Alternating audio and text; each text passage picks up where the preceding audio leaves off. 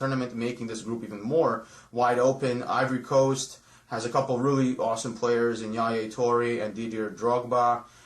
Japan, very organized team, smart play, a lot of good passes, but their size will be a detriment to them. Greece, kind of a wild card, had some success in the Euro Cup, but has never really done much in the World Cup. So I'm going to go with Colombia and the Ivory Coast in this particular draw, and I think the Ivory Coast is definitely a team to look at because they have some very exciting players. Drogba and Toure, two of the world's best players, I would say. Group D, very interesting group. A lot of history in this group. This is a group loaded with a World Cup history and achievements. England, Costa Rica, Italy, and Uruguay. England, Italy, and Uruguay have all won World Cups. England won in '66. Uruguay won a few. Italy has won a few. Their most recent back in '06. So this is a very tough group to really judge. But I would say that Italy's somewhat on the downside of their World Cup careers, I would say. Buffon is their world-class goalkeeper. This is probably his last World Cup. Uruguay has Luis Suarez, who's an English Premier League player. He's really good.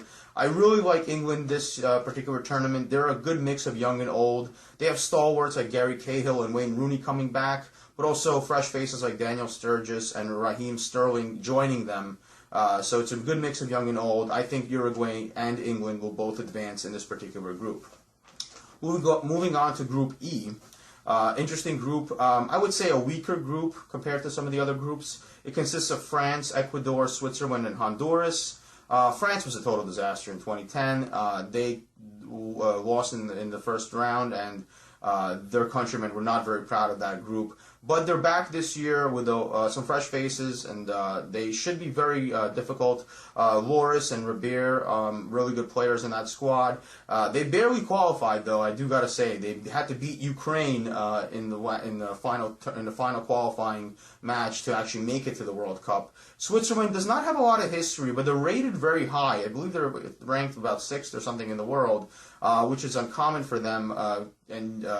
FIFA is based in Switzerland, so you can come up with your own conspiracy theories on that one. But they do have one really good player, Shaqiri, who's a striker. You can look out for him.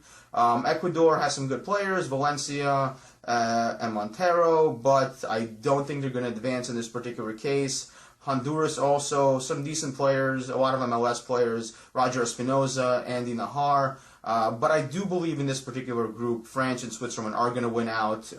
The two European countries seem to be stronger, although I think the Swiss are ranked a little higher than they should.